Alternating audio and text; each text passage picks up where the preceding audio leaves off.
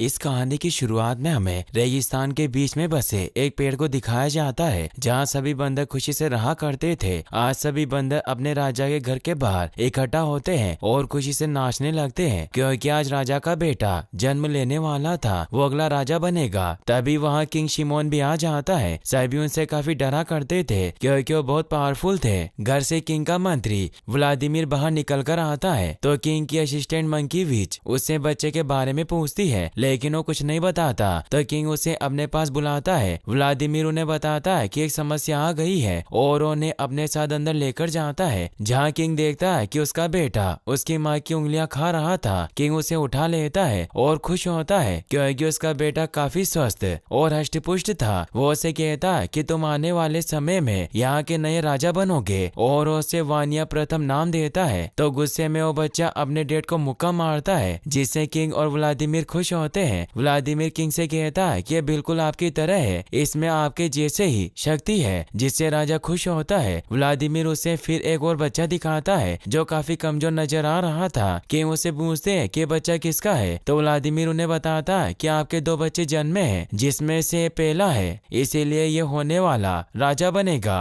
King देखता है कि वो बच्चा बहुत छोटा और कमजोर है, जिससे वो गुस्सा होने लगता है। तभी वहाँ उनकी असिस्टेंट विच भी आ जाती है जो राजा को कहती है कि यह बच्चा हमारे जैसा नहीं है, ये कुदरत की गलती है, इसीलिए जिंदा नहीं बचेगा, हमें इसे मार देना चाहिए। प्रजा इसे राजा के रूप में स्वीकार नहीं करेगी। राजा भी अपने दोनों बच्चों को हाथ में लेकर देखता है कि उसका पहला बेटा काफी छोटा और कमजोर है, इसीलिए अपने मंत्री व्लादिमीर को उस बच्चे को मारने के लिए दे देता है क्योंकि रानी अभी गहरी नींद में थी। व्लादिमीर उस बच्चे को एक भेड़िए को खिलाने के लिए बाहर आ जाता है और उसे नीचे फेंकने की कोशिश करता है, मगर उसके हाथ से अलग नहीं होता। उस बच्चे की मासूमियत देखकर व्लादिमीर को भी उससे प्यार हो जाता है, मगर जब वो राजा का शोर सुनता है तो बच्चा नीचे गिर जाता है और भेड़िए के मुंह में जाने वाला था, मगर तभी एक बंदर उसे एक बेल की मदद से बचा लेता है। उस बंदर का नाम यान था। यान उस बेबी मंकी को छोड़कर वहाँ से जाने लगता है तो वो बेबी बहुत उदास हो जाता है और वो ठीक से चल भी नहीं पा रहा था क्योंकि इधर उधर से गिरने के बाद उसका एक हाथ टूट गया था। यान ये देखकर उसे एक पेड़ पर रख देता है और वहाँ से जाने लगता है, लेकिन वो बेबी उसकी पीठ पर चढ़ जाता है और मस्ती मस्ती में यान उसे पसंद करने लगता है, इसीलिए अपने बेटे की तरह उसका ख्याल रखता है। अब वो बच्चा काफी बड़ा हो गया था और यान ने उसे एडवर्ड नाम दिया। वो दोनों साथ में खेल रहे होते हैं और अपने घर में जाते हैं, जहाँ एडवर्ड अपने द्वारा किए इन्वेंशन की मदद से पानी पीता है और उसने वहाँ एक फैन भी बना रखा था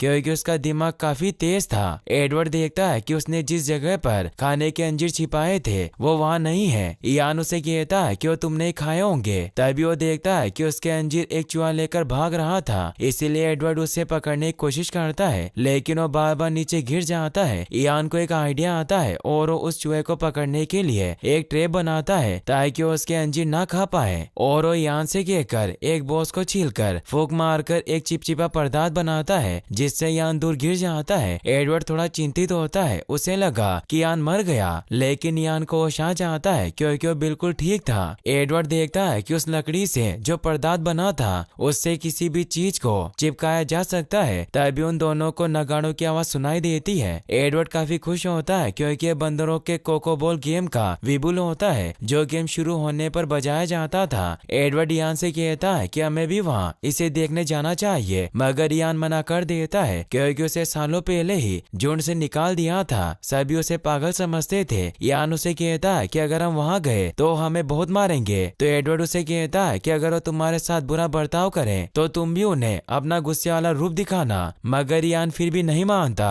और वहीं बैठ जाता है। तो एडवर्ड उसे कहता है कि तुम मेरे साथ नहीं चले तो मैं यहाँ से कूद जाऊंगा, क्योंकि अपने एक हाथ की वजह से वो पेड़ पर छलांग नहीं लगा सकता था। जब यान उसकी तरफ ध्यान नहीं देता तो सचमुच कूद जाता है, इसीलिए यान भी उसे बचाने के लिए कूद जाता है और वो दोनों राजा के इलाके में छिपकर कोकोबॉल मैच देखने लगते हैं, जिसमें राजा का बेटा वानिया भी गेम खेल रहा होता है और वो काफी बड़ा और ताकतवर हो गया था, इसीलिए आसानी से गोल करता जा रहा था। सभी इससे काफी खुश होते हैं। किंग भी खुश थे। यान गेंद की तरफ अट्रैक्ट होता है तो एडवर्ड उसे समझाता है कि हम बाहर नहीं जा सकते वरना सभी हमें देख लेंगे, मगर जब वो गेंद यान के पास से गुजरती है तो यान खुद पर काबू नहीं कर पाता और उस गेंद को पकड़ने के लिए जंप लगा देता है, जिससे यान यान और एडवर्ड गेंद के साथ नीचे गिर जाते हैं और वो बॉल एक पत्थर के अंदर जाकर फंस जाती है। सभी बंदर यान पर गुस्सा होने लगते हैं क्योंकि उसकी वजह से उनकी बॉल खो गई थी। वो उसे मारने लगते हैं। ये देखकर एडवर्ड एक लकड़ी की मदद से उस बॉल को बाहर निकाल लेता है। सभी ये देखकर हैरान रह जाते हैं कि एडवर्ड ने गेंद कैसे बाहर निकाली। एडवर्ड उन्हें बताता है कि मैंने ये सब एक खास पदार्थ की मदद से किया जो लकड़ी से निकलता है और इससे किसी भी चीज को पकड़ा जा सकता है। अब वानिया भी एडवर्ड के पास आ जाता है और उसे ऊपर उठाकर गेंद बाहर निकालने के लिए थैंक्स कहता है। तो एडवर्ड वानिया को कहता है कि मेरे पास कोको बोला गेम को अच्छा बनाने का विचार है, हम एक फील्ड बना सकते हैं। मगर वानिया उसे कहते हैं कि यहाँ के नियम कभी नहीं बदलते। तभी विच और व्लादिमीर देखते हैं कि एडवर्ड के पैर की एक उंगली छोटी है जिससे वो पहचान जाते हैं कि वो महाराज का पहला बेटा है। इससे वो परेशान होते हैं क्योंकि महाराज ने उन्हें उसे मारने को कहा था। अब उस चिपचिपे पदार्थ की वजह से वो बॉल वानिया से चिपक जाती है, इसीलिए सभी बंदर उस गेंद को निकालने की कोशिश करते हैं। यह देखकर यान और एडवर्ड चुपचाप वहाँ से निकल जाते हैं। अब जैसे तैसे सरगई नाम का बंदर उस गेंद को निकाल लेता है, लेकिन वो उस बॉल के साथ ही हवा में उछल जाता है और वो बॉल किंग के सर पर जाकर चिपक जाती है। व्लादिमीर जब उस बॉल को निकालता है तो उस बॉल के साथ साथ राजा के सारे बाल भी निकल जाते हैं। किंग व्लादिमीर पर गुस्सा होते हैं तो व्लादिमीर कहता है कि वो मैं नहीं था। तभी सरगई नीचे गिर जाता है, इसीलिए व्लादिमीर अपने चचेरे भाई सरगई पर आरोप लगा देता है कि यह सब सरगई ने किया है। तो सरगई महाराज से कहता है कि मेरा विश्वास करें, इसमें मेरी कोई गलती नहीं थी, ये सब उस एडवर्ड की वजह से हुआ। तो महाराज उसे कहते हैं कि एडवर्ड को कहीं से भी ढूंढकर मेरे पास लेकर आओ। वही हम अगले दिन यान को देखते हैं जो एक डाल पर बैठा हुआ पक्षियों को देख रहा था। एडवर्ड उसके पास आता है और उसे पूछता है कि क्या तुम अभी भी सफेद पर्वत के बारे में सोच रहे हो जहाँ बहुत सारे पेड़ पौधे हैं और वहाँ बहुत जानवर रहते हैं, लेकिन ऐसी कोई जगह नहीं है। मैंने पहले भी तुम्हें इस बारे में बताया था। यान उसे बताता है कि मेरी माँ वहीं रहती थी। तो एडवर्ड उसे कहता है कि तुम्हारी माँ कई सालों पहले मर चुकी है और वो कभी वापस नहीं आएगी, इसीलिए तुम्हें इस बारे में भूलना होगा। यान उसे कहता है कि बर्ड सफेद पर्वत की तरफ जा रही है और ये सब मुझे उन बर्ड ने बताया है, लेकिन एडवर्ड उसकी बात पर विश्वास नहीं करता क्योंकि उसे भी लगता था कि वो थोड़ा पागल है। तभी वहाँ सरगई आ जाता है जो उन्हें बताता है कि राजा ने तुम्हें मिलने बुलाया है। एडवर्ड इससे खुश होता है मगर यान डरकर नीचे छिप जाता है, इसीलिए एडवर्ड अकेले ही सरगई के साथ जाता है। एडवर्ड राजा के सामने जाता है तो राजा उससे पूछते हैं कि तुम कौन हो, क्योंकि उन्हें नहीं पता था कि उनका बेटा है। एडवर्ड उन्हें अपना नाम बताता है और कहता है कि आप मुझे नहीं जानते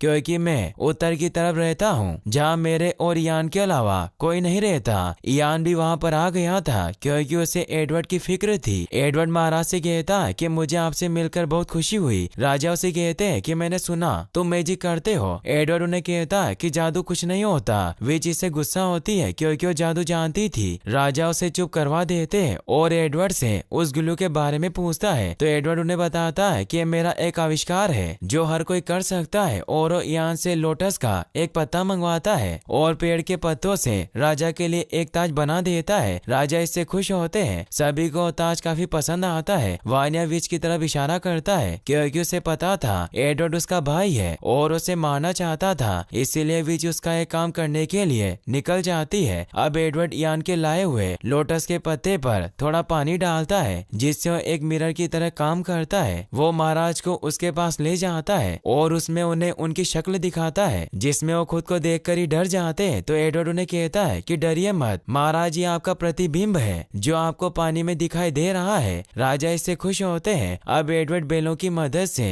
राजा के लिए एक सिंहासन बनाता है जिस पर जब राजा बैठते हैं तो उन्हें दूर तक नजर आता है और अपनी पूरी प्रजा को देख पा रहे थे। एडवर्ड उन्हें झूला झुलाने लगता है। वहीं हम विच को देखते हैं जो अपने मंत्रों की मदद से टिड्डों को अपने वश में करके उन्हें एडवर्ड को मारने के लिए भेज देती है। वो टिड्डे एडवर्ड और बाकी बंदरों पर हमला कर देते हैं। एडवर्ड का पैर फिसलने की वजह से राजा को धक्का लग जाता है जिससे वो नीचे एक चट्टान पर गिर जाते हैं। सभी को लगता है कि राजा मर चुका है। विच इसका इल्जाम एडवर्ड पर लगाती है कि उसने ही राजा को मारा है और अब वानिया भी अपने प्लान के मुताबिक एडवर्ड को धक्का देकर नीचे फेंक देता है। अब राजा भी वापस से ऊपर आ जाता है क्योंकि वो मरा नहीं था। वो वानिया पर गुस्सा करता है कि तुमने ऐसा क्यों किया। तो वानिया उन्हें कहता है कि वो आपको मारना चाहता था, इसीलिए उसका मरना जरूरी था। तो किंग उसे कहते हैं कि कोई बंदर दूसरे बंदर को नहीं मारता, यही हमारा नियम है। वानिया उन्हें कहता कहता है कि क्या आपको यकीन है कि आपने कभी किसी बंदर को मारने का आदेश नहीं दिया। राजा इससे हैरान होते हैं और व्लादिमीर की तरफ देखते हैं क्योंकि उन्हें लगता है कि उसने ही वानिया को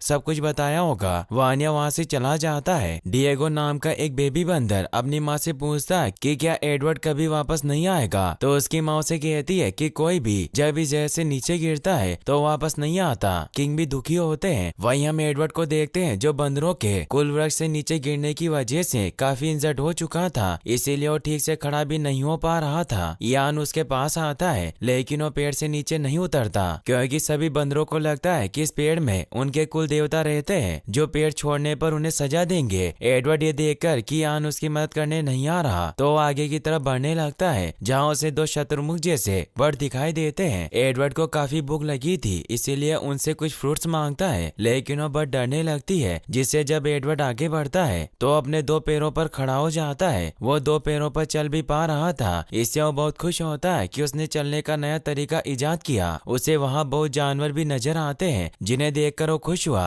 मगर तभी वहाँ वुल्फ का एक झुंड उनकी तरफ आने लगता है। यह देखकर एडवर्ड उन शत्रुमुख के साथ वहाँ से भागने लगता है। पेड़ पर बैठे सभी बंदर इससे काफी हैरान होते हैं कि एडवर्ड दो पैरों पर दौड़ रहा है। एडवर्ड अब राइनो के झुंड से होता हुआ आगे बढ़ता है। अब वो राइनो भी वुल्फ के डर से एडवर्ड के पीछे भागने लगते हैं। एडवर्ड गलती से उन राइनो को पेड़ की तरफ ले आता है और वो सभी पेड़ पर हमला करने लगते हैं, मगर तभी वहाँ किंग आ जाते हैं जो अपनी पावर से उन राइनो को रोकने लगते हैं। लेकिन एक राइनो एडवर्ड के ऊपर हमला करने वाला था, इसीलिए एडवर्ड को बचाने के लिए उसके सामने आ जाते हैं क्योंकि उन्हें पता चल गया था कि एडवर्ड उनका बेटा है। किंग की हालत अब काफी खराब होती है। वो एडवर्ड से कहते हैं कि मैं तुमसे माफी चाहता हूँ, तुम मेरे बेटे हो लेकिन आज तक मैंने तुम्हें ये बात नहीं बताई। ये कहते हुए वो अपना दम तोड़ देते हैं। वानिया एडवर्ड को कहता है कि पिताजी पागल हो गए हैं, तुम मेरे भाई नहीं हो। ये कहकर उसे धक्का दे देता है और अपने डेट को लेकर वहाँ से निकल जाता है। एडवर्ड इससे काफी परेशान होता है कि किंग उसके फादर थे।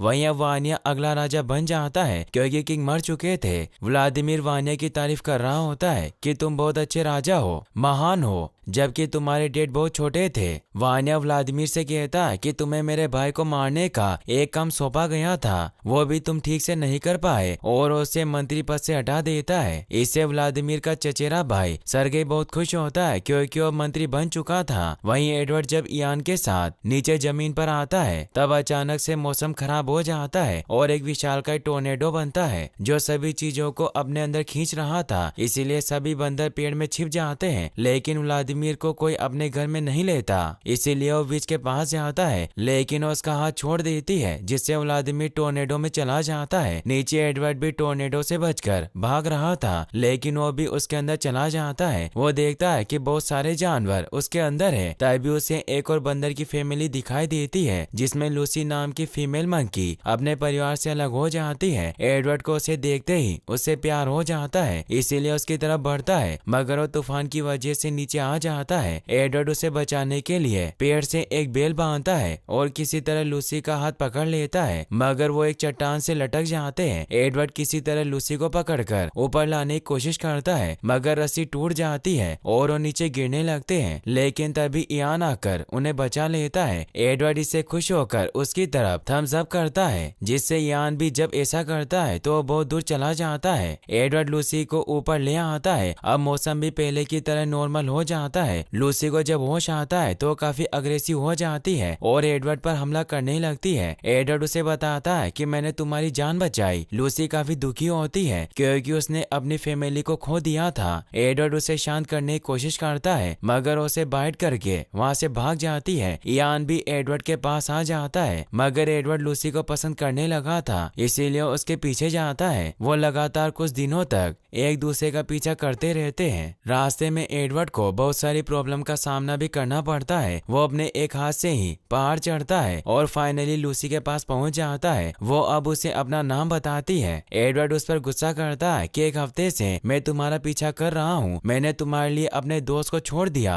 लूसी एडवर्ड को सूंघकर देखती है, जिससे उसे विश्वास हो जाता है कि उसका दोस्त है। अब लूसी भी उसकी तरह दो पैरों पर चलने की कोशिश करती है, जिसमें एडवर्ड उसकी मदद करता है। अब दोनों साथ में बैठ जाते हैं। एडवर्ड लूसी को अपना घर दिखाकर कहता कहता है कि मैं वहीं उस पेड़ में रहा करता था जो बहुत बड़ा है, और अब वो लूसी को अपने साथ लेकर पेड़ की तरफ बढ़ने लगते हैं। रास्ते में एडवर्ड लूसी को बताता है कि सभी तुमसे प्यार करेंगे, मैं राजा का भाई हूँ। रास्ते में जब वो लावे में से गुजरते हैं तो एडवर्ड एक लकड़ी की मदद से आग जला लेता है। पहले तो उसे कुछ समझ नहीं आता कि ये चीज क्या है। वो आग को लूसी से टच करता है जिससे उसे दर्द होता है, लेकिन जब वो देखता है कि आग से उजाला हो रहा है तो दोनों आग की मदद से अपने कुल वृक्ष की तरफ बढ़ने लगते हैं। वही वो विच भी उन्हें आते हुए देख लेती है। सभी काफी डर जाते हैं कि एडवर्ड आग लेकर उनकी तरफ बढ़ रहा है। सभी बंदर उसे देखकर खुश होते हैं, मगर वानिया खुश नहीं होता और उसे कहता है कि तुम आग को लेकर यहाँ क्यों आए हो। वो सभी आग से डरा करते थे। एडवर्ड उसे कहता है कि आग मेरी दोस्त बन चुकी है जिससे हम अंधेरे में देख सकते हैं, मगर गलती से वो आग से एक छोटा पेड़ जला देता है जिससे सभी डर जाते हैं। वे सभी से कहती है कि एडवर्ड की वजह से हम खतरे में हैं, इसकी वजह से ही तूफान आया। अब सभी उस पर पत्थर फेंकने लगते हैं। सरगे लूसी को पकड़ लेता है और उस पर हमला करता है। ये देखकर वो दोनों वहाँ से भाग जाते हैं। इससे वानिया खुश होता है। लूसी दूर आकर एडवर्ड से कहती है कि तुम तो अपनी फैमिली की बहुत तारीफ कर रहे थे, मगर उन्होंने हम पर हमला किया, अब हम कहाँ जाएंगे। तो एडवर्ड को एक आइडिया आता है और वो वुल्फ की गुफा में आ जाता है। वो वुल्फ को आग से डराकर वहाँ से भगा देता है। लूसी उस गुफा को देखकर बहुत खुश होती है क्योंकि वो काफी बड़ी और उनके लिए सुरक्षित थी। अब लूसी को भी एडवर्ड से प्यार हो गया था, इसीलिए उसे किस करती है। पेड़ से सभी ये देख रहे होते हैं। अगले दिन अब लूसी एडवर्ड को फल तोड़ना और निशाना लगाना सिखाती है, मगर एडवर्ड ज्यादा दूर तक पत्थर नहीं फेंक पाता। मगर जब उसे लूसी सिखाती है तो वो धीरे धीरे सीख जाता है। रात तक वो बहुत सारा खाना इकट्ठा कर लेते हैं। सभी बंदर पेड़ से ये देख रहे होते हैं, इसीलिए अब उनकी भी नीचे जाने की इच्छा होती है। लूसी और एडवर्ड अब पत्थर और लकड़ी की मदद से आग जलाना भी सीख जाते हैं। अगले दिन एडवर्ड जब एक जानवर का शिकार कर रहा होता है तो एक फ्लाइंग डायनासोर उसे उठाकर ले जाने लगता है। यह देखकर लूसी उस डायनासोर पर हमला करके उसे मार गिराती है। अब एडवर्ड एक भेड़िए को भी अपना पेट बना लेता है। रात को लूसी अपने शिकार किए जानवरों को कच्चाई खाने लगती है। एडवर्ड को यह पसंद नहीं आता, इसीलिए उसे आग में डाल देता है जिससे उसे खुशबू आती है और अब वो जानवरों को पकाकर खाने लगते हैं। इसकी खुशबू पेड़ के बंदरों के पास भी पहुंच जाती है, इसीलिए वो भी नीचे जाने की सोचते हैं। लेकिन तभी पेड़ की आत्मा की आवाज आती है जिससे सभी डर जाते हैं, मगर डिएगो नाम का बच्चा उस आवाज का पीछा करता है जिससे उसे पता चल जाता है कि विच आवाज निकाला करती थी ताकि बंदर पेड़ छोड़कर ना जाए। विच डिएगो को मारने लगती है, मगर तभी वहाँ सभी बंदर आकर उसे बचा लेते हैं और अब सभी बंदर नीचे एडवर्ड के पास जाने लगते हैं। अब एक एक करके सभी बंदर पेड़ छोड़ देते हैं। अब पेड़ पर वानिया और उसकी रानी गुदुलाई बसती है। वानिया काफी गुस्सा होता है क्योंकि अब उसकी प्रजा उसके साथ नहीं थी। सभी बंदर एडवर्ड की गुफा के पास पहुंच जाते हैं जो उनसे खाना और रहने की जगह मांगने लगते हैं। लूसी उन्हें वहाँ से भगाने लगती है क्योंकि पहले उन्होंने उसे बहुत मारा था, इसीलिए सभी को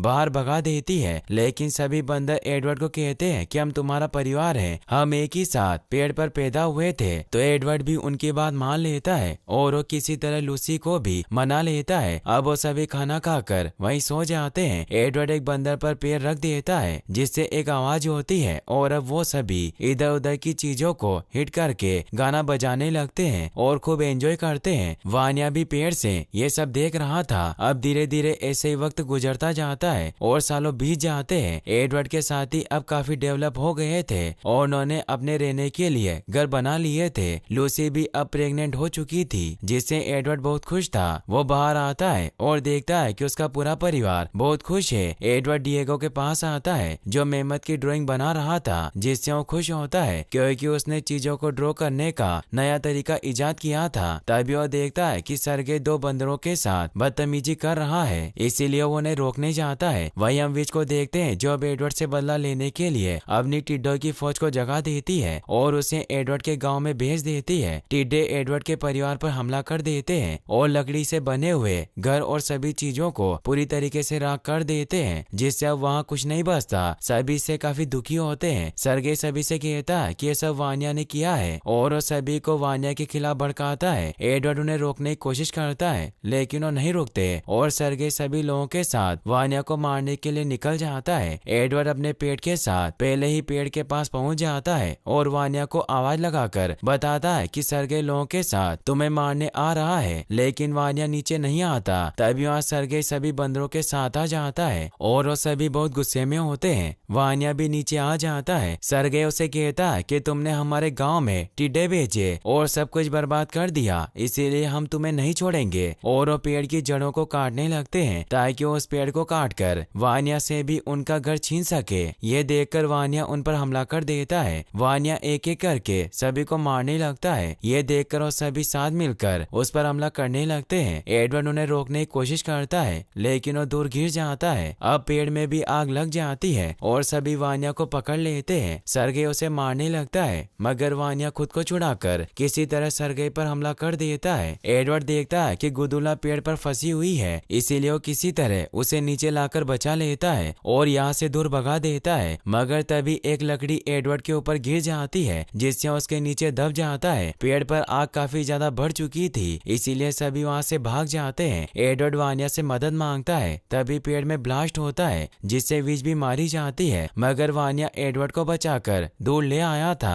अब सब कुछ राख हो चुका था। वानिया बहुत दुखी होता है क्योंकि उनके पुरखों का पेड़ नष्ट हो गया था। एडवर्ड उसे कहता है कि ये सब मेरी वजह से हुआ, तो वानिया उसे कहता है कि इसमें तुम्हारी कोई गलती नहीं थी, मैं सत्ता के लालच में अंधा हो गया था, इसीलिए मैं तुम्हें मारना चाहता था। एडवर्ड कहता है कि तुमने मेरी जान क्यों बचाई, तो वानिया दो पैरों पर खड़ा होता है और एडवर्ड से कहता है कि तुम मेरे भाई हो। अब वो दोनों गले लग जाते हैं और बहुत खुश होते हैं। अब वहाँ बाकी सभी बंदर भी आ जाते हैं। लूसी एडवर्ड को जिंदा देखकर बहुत खुश होती है। सरगे सभी से कहता है कि अब हमारे पास कुछ नहीं बचा, चारों तरफ रेगिस्तान है, इसीलिए हम ज्यादा समय तक जिंदा नहीं बचेंगे। सभी इससे डर जाते हैं। एडवर्ड सभी को शांत करने की कोशिश करता है लेकिन वो नहीं सुनते। तभी एडवर्ड की नजर कुछ बर्ड पर जाती है जो पहाड़ों की तरफ बढ़ रही थी। वानिया सभी को शांत करता है और एडवर्ड सभी को बताता है कि मैं एक ऐसी जगह जानता हूँ जहाँ सभी के पास अलग अलग पेड़ होंगे, झरने होंगे, फल फ्रूट होंगे। तो सभी खुश हो जाते हैं और अब वो सभी पक्षियों के पीछे पीछे व्हाइट माउंटेन की तरफ बढ़ने लगते हैं जिसके बारे में इयान ने एडवर्ड को बताया था। काफी दिनों के सफर के बाद वो उस रोशनी के पार पहुंच जाते हैं जहाँ उन्हें एक खूबसूरत दुनिया दिखाई देती है। सभी इससे खुश होते हैं क्योंकि वहाँ चारों तरफ हरियाली और पानी था। इयान भी वहाँ एडवर्ड के पास आ जाता है। एडवर्ड उसे देखकर बहुत खुश होता है और यहीं पर इस मूवी की